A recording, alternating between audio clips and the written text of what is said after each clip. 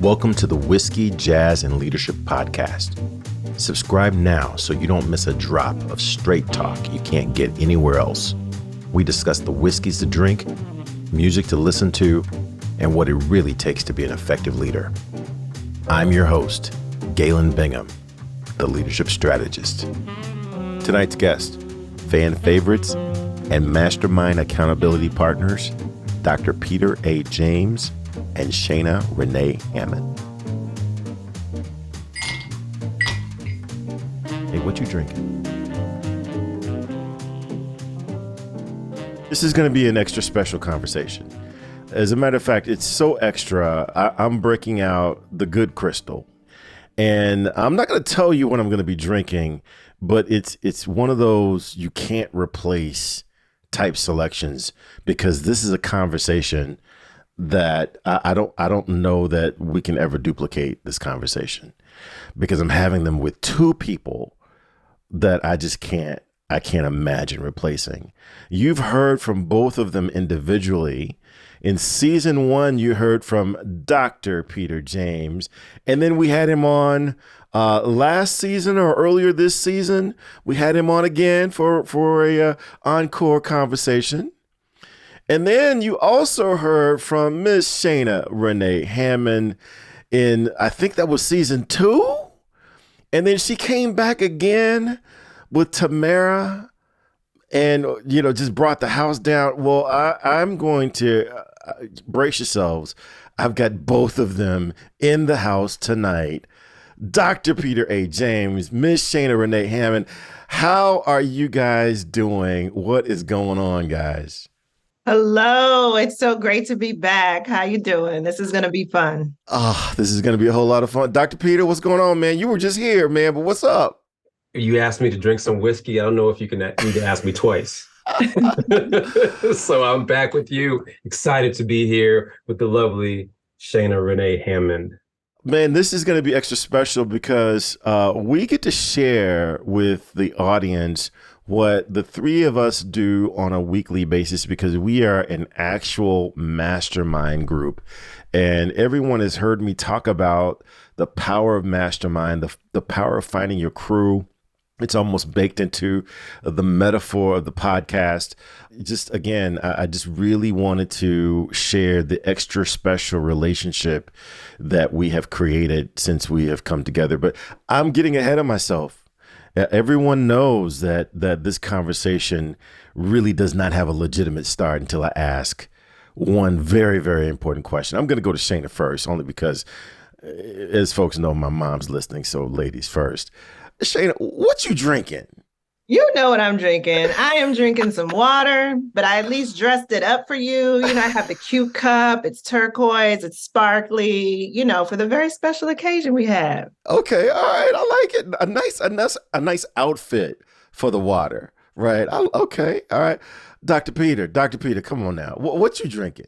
While I would like to say that I do have my water bottle, because I'm in the presence of you two, and I've been shook a little bit before in the past by you two together.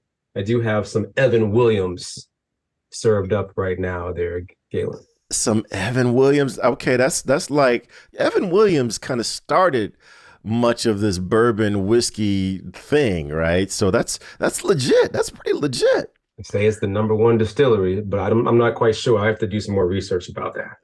Got it. Okay. All right. Well, hey, now I as you know, I gotta come really, really correct based upon the guests that I have, and I've reached for the top shelf before.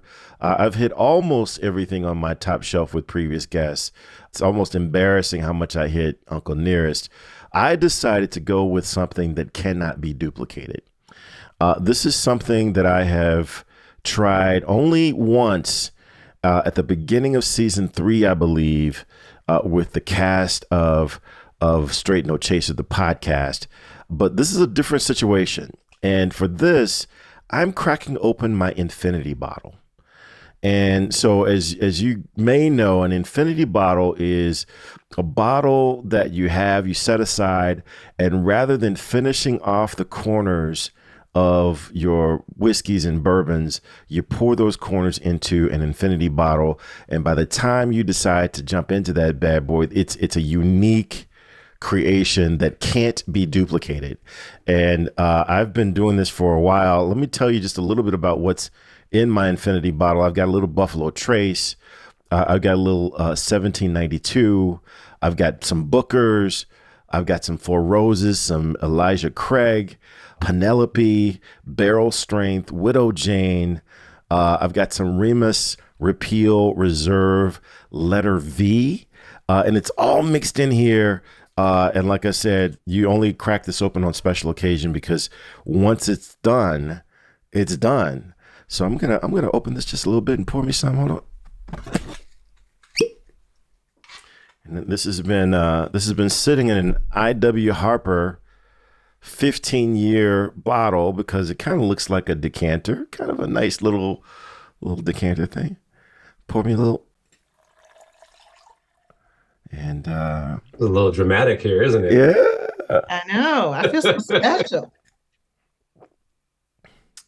Oh my gosh, that is so amazing. Oh, y'all, I wish that you could be in the same room just to share some of this.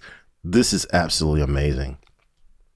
And the right selection, the right choice for this amazing conversation that I'm going to have with you two. And before we jump into just a very, very brief bio, don't want to spend a whole lot of time on bio because you've each had your full episodes, but talk a little bit about what you do and why is it important to have a mastermind group with other people, because each of you are amazing by your doggone self. And so you could get most of the success that you're having now, I dare say you could have by yourself. But why is it important to get together with other people, especially other coaches? We get to be kind of pain in the butts when we get together coaching each other. Why go through that on a weekly basis? So Shayna, we're going to start with you and then we'll go to Dr. Peter. Yeah. And this is something I was actually talking to my 14-year-old son about this recently. 14-year-old boys, they think they know everything. And I was just saying, to him, I will always know, it doesn't matter how old I get, I will always know that there's more that I don't know than I do know. Always, like in any realm of life about any topic, but especially about business. And just like anybody else, we're humans. We need accountability. And so this is my space to say, I don't understand. I don't know. I'm stuck, y'all. I've never seen this before. Or this is coming up again. I know I've asked about this and y'all have heard about this several times, but I still haven't broken through. We all know that about 90% of business is mindset. So many things impact our mindset as we grow in business, as we grow as people. And so there's always room. There's always something to release. There's always room to grow. There's always room to see something from a different perspective. And this has been that safe space to do that and to gain deeper perspective and to learn something new and to maybe be connected to someone else I didn't know before. It's been incredible. Yeah. Talk a little bit about what you do, because there may be some folks, there may be 3 people on the planet who have not heard of you, have not heard me talk about you either explicitly or implicitly. Talk a little bit about what you do and why this makes sense. Sure, of course. So I'm a serial entrepreneur. My first company is Lead for Liberation. We specialize in workplace culture development and redesign through the lens of liberation. So think about leadership development. We really focus on executives at all levels, but specifically in school districts, foundations, and social impact organizations. So think about those organizations that are trying to have a positive impact on the world. That's who we work with. And then my second business is called Indigo Women, and it also focuses on leadership development, but specifically for Black women in leadership in all sectors. And so we particularly focus on the holistic side of leadership development. We really go into spiritual development, as well as, of course, your traditional leadership topics. I'm also an author, and most importantly, I am a mama. I'm a mom of a 14-year-old and a 12-year-old. So those are my main teachers, of course, at home all the time. They keep me very, very busy. Oh my gosh. And I don't know which one is the tougher job, right? You got two businesses, you got a book, and then but your mama. I like the way you didn't say mom, you didn't say mother, mama. There's a difference. Dr. Peter, Dr. Peter, we've been hanging out for a bit, man. Share a little bit about what you do, who you are, and why does it make sense for someone with as much experience and success as you to continue to hang out with both of us on a weekly basis? Wow, loaded question there, Galen, but excited to dive on and excited to be here with you both for sure. Amongst other things, I'm the president and CEO of HCG Consulting Solutions, where we help to strengthen organizational cultures via three specific ways: leadership development, executive and leadership coaching, and change management, specifically around diversity, equity, and inclusion initiatives. I say amongst other things because I'm also a college professor, as well as I'm a real estate investor. So I dabble in some things there a little bit. I don't know if I could say Papa there, Shayna, but I am a daddy to three daughters for sure, and they are my pride and joy. Literally, I could talk all day about them. You know, speaking of daughters, when we're kids, accountability is a thing, right? We ask our kids to be accountable. We check up on their homework, we check up on their cleaned rooms, their hygiene, a whole lot of different stuff. We hold them accountable in order to help them to mature into beautiful young women, or in my case, of course, but in boys, young men or young women, that is. When we become adults, we shed that accountability quickly, intentionally, because we feel like we're adults, we're grown now, we don't need to do that. But all the research shows, all the readings that we do show that those adults, those successful adults, all have something in common. They have accountability partners. And you both, I am thankful to say today, I'm thankful because when I'm in the midst of being held accountable, I'm not so thankful. But today I'm so thankful to be calling you both my accountability partners. And I'm very thankful to be part of this group overall there, Galen. Yeah, yeah. Well, I'm thankful for both of you guys. I want to kind of unpack a little bit about what you just shared, Dr. Peter, because all three of us are coaches, and we all know the power of coaching. We've got a process that we use where we leverage our skills, we leverage our craft, and we call it hot seat coaching. In that it's powerful when you can get in front of one professional coach who is not willing to let you run from what you know you need to do. It gets kind of heated when you got two coaches looking at you, asking questions, observing what you're saying, observing what you're not saying, observing how you're not saying what you're not saying. And it gets kind of warm. And that's what we do with each other on a weekly basis. We rotate having one person on the hot seat, and we take a look at their business. We take a look at their life. We take a look at whatever it is that they believe is getting in the way of them getting to where they need to be. Talk a little bit about that hot seat process, because like I said, I'm going to talk about myself a little bit. Most of the time, and this is one of the things that's really frustrating, when I'm on the hot seat, you guys will have the audacity, the unmitigated gall, to ask me the exact same questions that I asked a client earlier that day. And you just hitting me with my questions, and you won't let me get out of answering. I can't run from answering those questions. That's what gets kind of hot for me. I want to go around. Peter, we're going to start with you, right? Give Shayna a little bit of reprieve. What is it about that hot seat coaching process that is a little different than what you might get from just working one-on-one with a coach? The discomfort of growth. I have to say that's initially what comes to my mind. And I say that because as I sit here and reflect, I feel like I just came off the hot seat with you both, but that was actually a couple of weeks ago. But I still feel that energy, that drive, that challenging to say, hey, We're challenging you to your next level. And if you're not stepping into that, what's getting in the way? Why aren't you?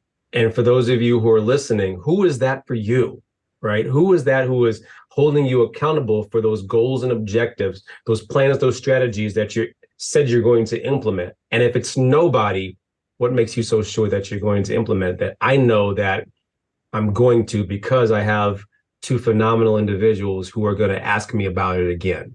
There's nothing like that. Again, as I mentioned, as kids, we have that, adults, teachers, parents.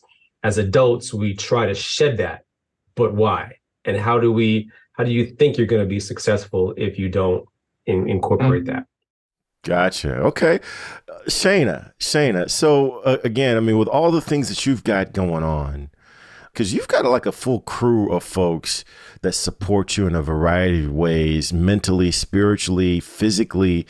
Why carve out more time to put yourself through the discomfort of having two coaches look at you at once and ask you questions that I'm sure you would love to say at some point, that's really none of your business, Galen. Why put yourself through that? That is a really good question. But you know what? This is unique from anything else I do because of the mirroring process that happens, right? So like usually when you have a relationship with your coach, it's a one-way street. They're supporting you. They're asking you questions. You have no idea what they're working on or what their blocks are or what their limiting beliefs are. What's beautiful about this is that we take turns and there's a level of reciprocity that then raises the level of trust and depth that we're able to go to that I can't really get anywhere else, because we've been doing this for so long, for so many years.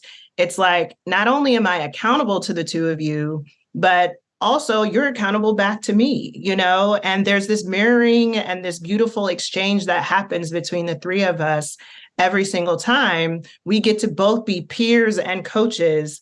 And there are very few places where you can, have both of those roles happening simultaneously. Yeah. When did we get started? I can't even remember when we got started. Goodness. It was definitely pre-pandemic, right? So what is that? 4 years ago, 5 years ago? It was a while ago. Yeah. So that's like 2019? Around that time, yeah. And, we find ways to keep it fresh. But Galen, enough about asking us about this because, we feeling a little uncomfortable. We know you're the host here of Whiskey, Jazz, and Leadership. What about you when you're in the midst of this? Yes. What are you feeling? Gosh, yeah, it's much like what both of you kind of captured my thoughts. There is something about the long-term relationship. It's something about being with people who know the journey, that know the past, that know where you're coming from. Very often when I'm coaching someone and they share with me what they want to try to get resolution on, they give me a little bit about what's led to that. And then we jump in trying to get them to where they want to be. With you guys, the journey that I've been on, where I've come from. And even in instances where, believe it or not, I might show up with a little fear, concern about whether or not I can take this bold step that both of you know that I need to take. You can remind me of something that we did 3 years ago and something that I worked through 3 years ago. It's just, again, a level that it's hard to get to when it's one-on-one coaching with someone that you just met. Even if you just met them 6 months ago, it's hard to get to that level of awareness, that level of understanding. Peter, you and I talk a little bit about the importance of context, and that at a certain point, a coach is a coach is a coach. Once you've been trained, once you've got a process, you can coach anybody, and we coach everybody. But there's something to be said about context, and we've got a shared context that just allows us to go deeper, faster. It's like when you have family, and your family knows all your dirt, right? Hi. And they call it out. They call it out at the most awkward of times. Yeah, it's kind of like that. Well, it's like, I can just remember sometimes we've all said in some way, shape, or form, this sounds familiar. I've heard you say this before, and this sounds like, something that you were talking about, mulling over a couple years ago. Where are we now? Yeah, yeah. I want to come back to you, Shayna, because one of the things that you're always the image I have in my mind when I start thinking about how it's really impossible to compartmentalize. And a lot of executives want to say, hey, when I'm at work, I'm just focused on work. I've compartmentalized that. And then when I'm at home, I'm only thinking about family because I've compartmentalized that. And we all three of us, we all know that that's a bunch of hooey, right? That you literally can't do that thing that people say that they're doing so well. One of the things that always brings you to mind for me is that you have been so deliberate at developing all elements and components of your life and bringing that to bear with your work, right? You've got a spiritual practice, you've got specific things that you do with your family, that it's dedicated time. No one compromises your exercise time. What is it about all those elements that allow you to be so amazing when it comes time to actually work with clients? What is it about synthesizing and bringing together all those parts of your life that allows you to be so effective at work? Yeah, it's hard to put into words, but for most of us, it's pain that kind of brings us to the place of, calm and flow. And, I was a master compartmentalizer, years ago.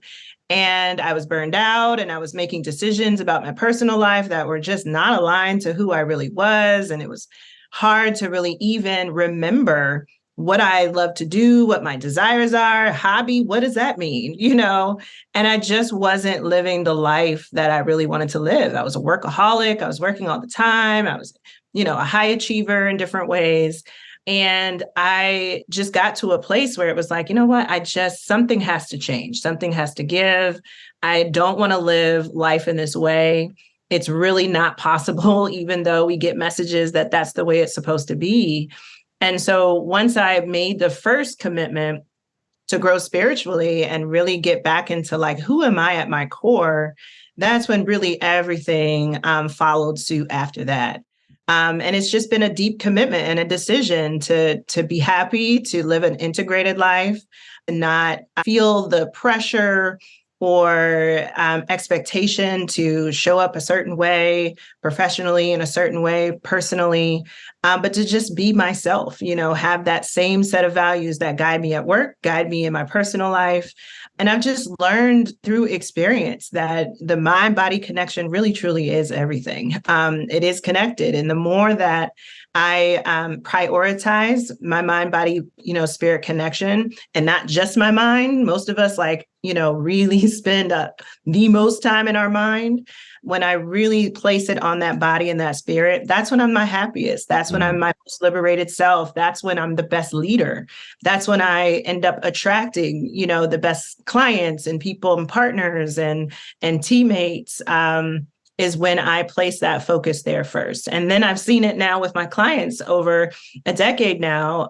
So I've seen it enough, happen over and over to the point where there's really no other way to live, way to go back. And I take a lot of joy in seeing other people make that leap and see what their life can be, when they put that mind, body, spirit connection first. Wow. I tell you, Dr. Peter, I want to come to you, but I'm kind of in this space similar to what Shayna just described, in that I'm really starting to notice that there is something to be gained from doing business development, where you're calling clients, potential clients, you're calling prospects, you're developing things for social media and advertising, that kind of thing.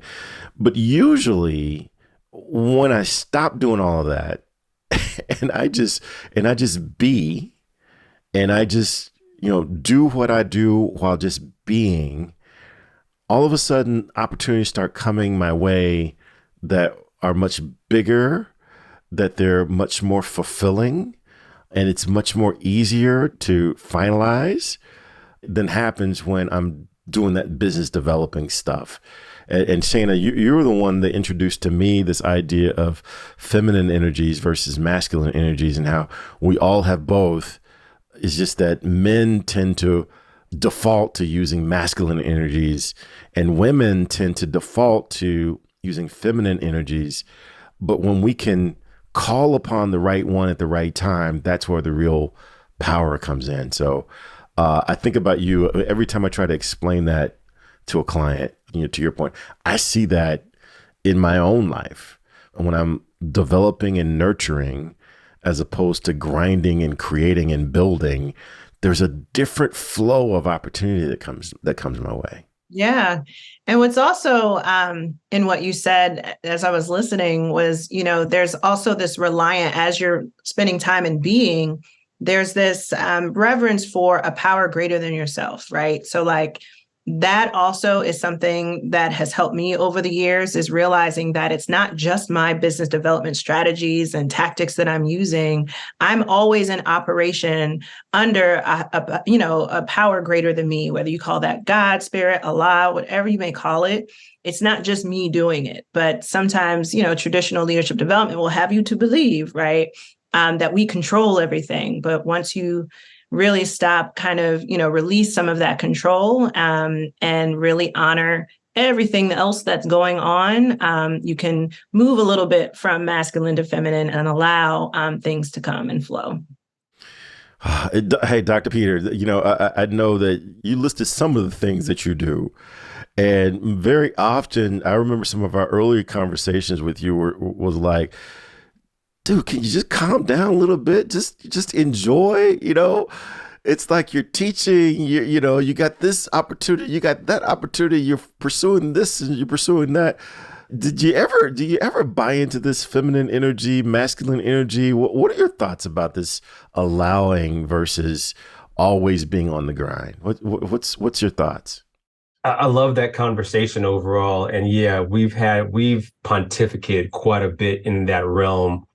As African Americans, it's our default to hustle, grind. We hear it in our music, in our rap lyrics all the time. It's like a badge of honor. It was mine for the longest times. And those of you who listen who fall in that category, it's easy for us to just work, put our head down and go to work. It's easy for me to do that. But as you mentioned there, Galen, I am more productive when I'm not grinding, when I am taking a step back and releasing and letting it go, allowing my mind to be creative, allowing my mind to strategize and plan more effectively. And yes, if we want to call that adopting more of that feminine energy and letting go of the machismo, yes, that's what I'm stepping into, because I'm realizing more and more as I mature that working harder does not equate to more money. Say that again. Say it again. This is going to come back. This is going to be in one of our sessions. Now, you said, do I need to play that back for you? It doesn't. Working harder does not equate to more money. But I will say this, and those are my clients who are out there listening to it, working smarter, more effective and efficiently allows us to accomplish our goals and our dreams faster even. But we don't think that because we've been nurtured not to do that. And it's in our blood. It's passed down from generations. Where our parents tell us, and even people when we start in our workplace, work hard and it's all going to fall into place for you. Just keep working hard. But as we continue to evolve, how can we be more effective, efficient by not working harder, but working smarter, putting our brain, how about this, putting our collective brains together in order to work better? I mean, what comes to mind is I could spend an hour building another one sheet for my coaching business and what I can do for clients, or I can spend an hour speaking to my accountability partners focused on, what's getting in my way, what mental blocks am I afraid to deal with, and how might I navigate around that fear to do the daggum thing anyway. Let's talk a little bit about, there's so many things I want to talk to you guys about. Let's talk a little bit about the name of this podcast and how this fits into your philosophy, how this fits into our philosophy as a mastermind group, because we've got a personality as a group that might be different than us individually. So whiskey, for me, the metaphor is doing what you enjoy with your crew, with the folks you enjoyed with, irregardless of what other people might think, because they're not in the crew anyway, so they don't really matter a whole lot. right? Metaphorically. Jazz is getting from where you are to where you need to be, even in situations where things aren't laid out and things aren't happening right on time. And the plan isn't really going according to plan. You still have to get there. That's the metaphor of jazz. And then leadership is this idea that marketing is fun, strategy is important, but at some point, someone's got to take that first step, or else we're just going to be talking about it. Or, it's just a conversation until someone stands up and does something. How does that fit into not only your individual business, but how we operate as a mastermind group? That's a good question. I think for me, when I think about whiskey, I think about that commitment to just the whole person. So not just our businesses, great coaches coach the person and not the business. They coach the person, not the problem, right? Or challenge that's being presented at the moment. And so, it's just like kind of this reminder that I may come with a certain topic and you all are like, nope, actually, it's that over there.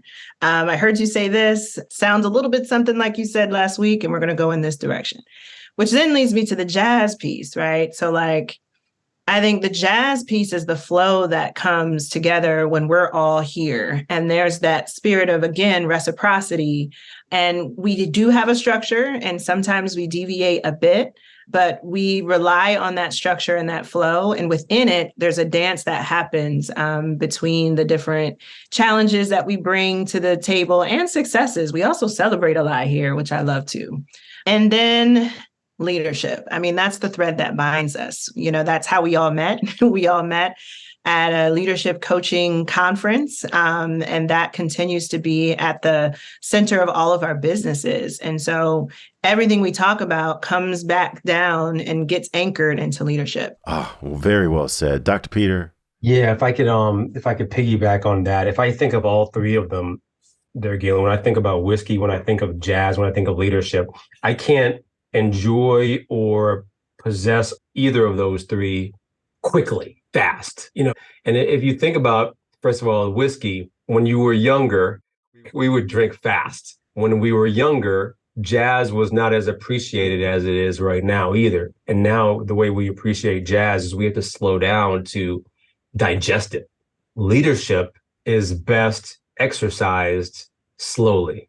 And so now with all three of these, and even as I think about this engagement with all three of you, it's not about getting to those goals or those objectives quickly. It's about, as I mentioned earlier, slowing my pace, not grinding, taking it all in, listening better, strategizing better, collaborating better, taking what's given to me and applying it necessary in order to facilitate the best outcome possible, as opposed to just going in and making it happen all the time. That's what I love about those three areas. Yeah, I like the link between what you just shared, Dr. Peter, and what Shayna said about it's easy for us to consult with one another. And, I have a problem and Shayna will say, well, here are three examples, or here are three pieces of advice to solve your problem. That would be getting to it quickly. And she could do that. And we've had instances where that's what I was asking for. But the longer view is, let's talk about how you are continuing to show up and how this continues to be something that you deal with. That's a longer term discussion. I think that's what binds us together.